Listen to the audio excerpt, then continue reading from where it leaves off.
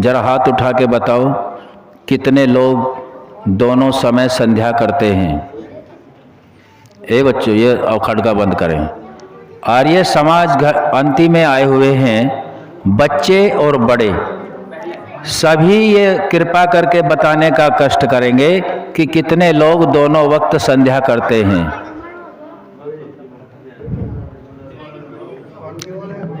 अंती वाले भी हाथ उठाओ। हमारे चौधरी साहब 4, बच्चे भी उठाओ जो करते हैं। ठीक है, हम सब संध्या परमात्मा की वाणी वेद के अनुसार करते हैं। अभी हम सभी को परमात्मा की वाणी वेद के मंत्रों का जो भावार्थ है, भाई हलवाई बात नहीं करेंगे। आप लोग बात करोगे तो मैं चुप हो जाऊंगा। ऐसे नहीं होता, ना ऐसे बताया जाता। भले 2 मिनट हो लेकिन शांति के साथ हों।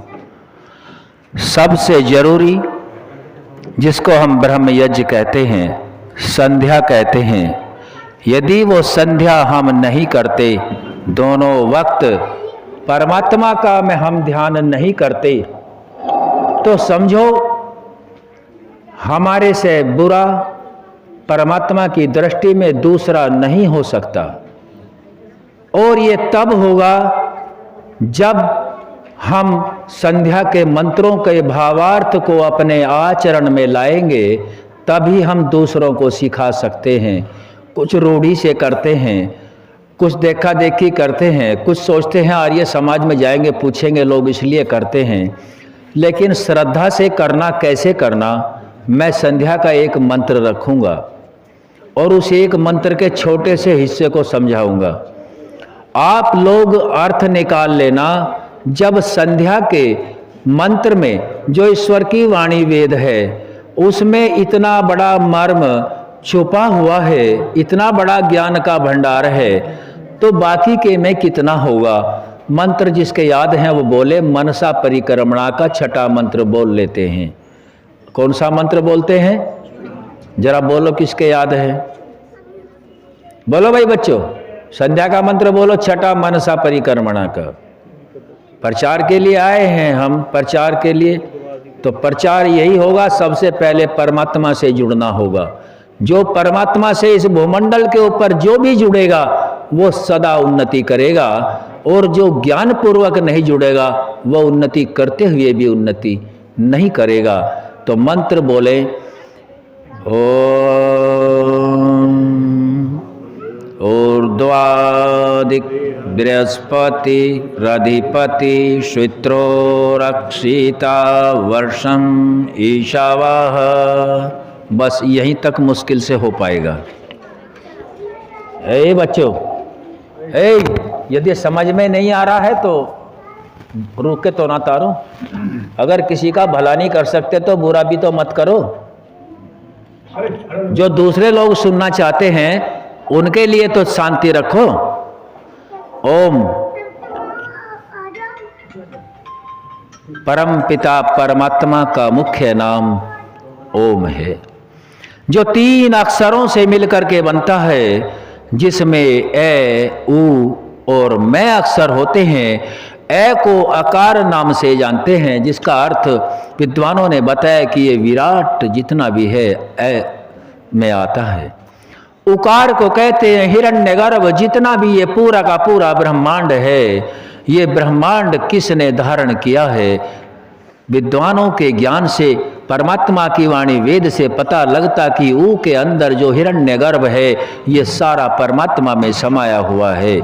मैं को कहते हैं मकार, जिसको ईश्वर आदित्य आदि संज्ञा नाम दिया गया है। मनुष्य को शरीर का जन्म और आत्मा और शरीर का जो संयोग होता है, जन्म होता है, और इस शरीर के लिए ऐश्वर्यों की आवश्यकता होती है। अभी कुंवरपाल आर्य जी शास्त्री जी बता करके गए हैं कि सर्च और रिसर्च किसे कहते हैं। तो परमात्मा ने सारे ऐश्वर्य पहले से ही सर्च कर रखे हैं। किसी ने कोई सर्च नहीं किया, केवल रिसर्च करते हैं, खोज करते हैं। रिसर्च कहते हैं खोज को, सर्च कहते हैं डालना को। तो प्रकृति के अंदर पहले ही परमपिता परमात्मा ने सजाए हुए है, सारा ऐश्वर्य प्रकृति के अंदर मौजूद है। तो हमने जो मंत्र बोला था उसमें ओम का अर्थ ऐसे लेना है। ओम शब्द के बोलते ही विराट रूप ध्यान में आए, और ये विराट रूप परमात्मा ने धारण कर रखा है, ये ऐसा ऊ के बोलते ही समझ में आए।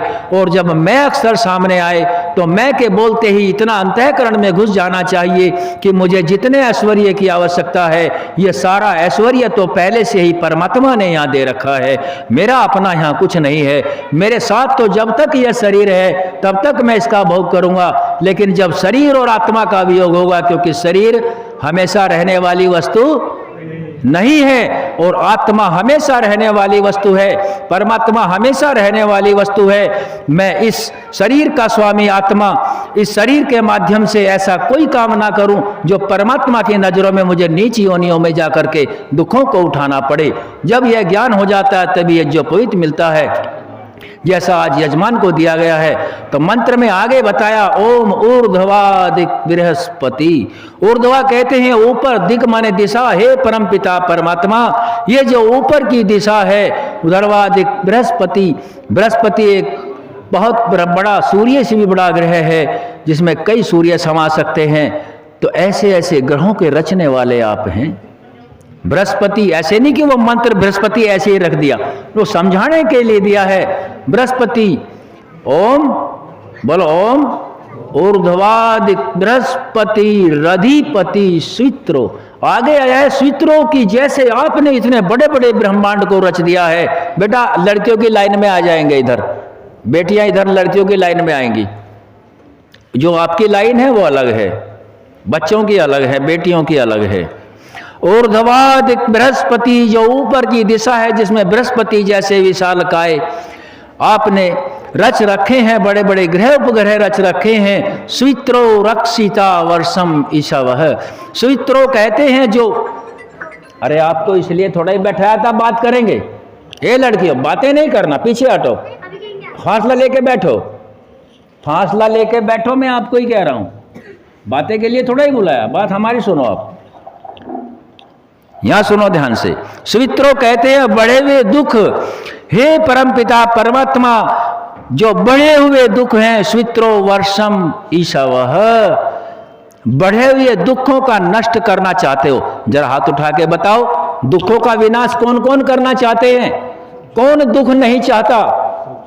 दुखों का विनाश कौन करना चाहते हैं? बच्चे दुखों को नहीं चाहते नाश करना? उठाओ हाथ जल्दी। क्या करना है? दुख चाहते हो कि सुख? जो सुख चाहते हो हाथ उठाओ। सुख कैसे मिलेगा? सुख बताया जाएगा कैसे मिलेगा सुख, आपको पता है ना। आर्य समाज के माध्यम से कैसे सुख मिलता है, ऐसे मिलेगा। देखो हाथ नीचे करो। वहां कह रहे हैं वर्षम ईशावाह, ये जो वर्षा के बिंदु हैं ये आपके बाण के समान हैं। क्या कह रहा संध्या का मंत्र छठा?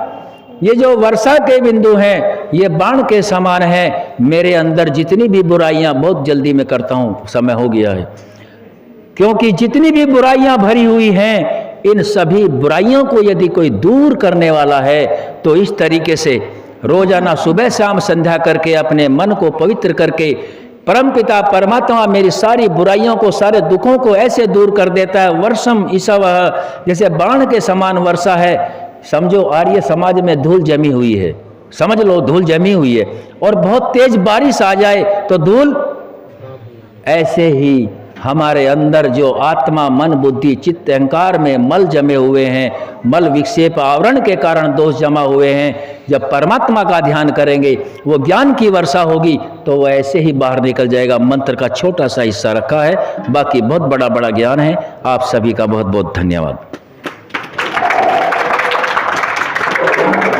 धन्यवाद मैनपाल जी का।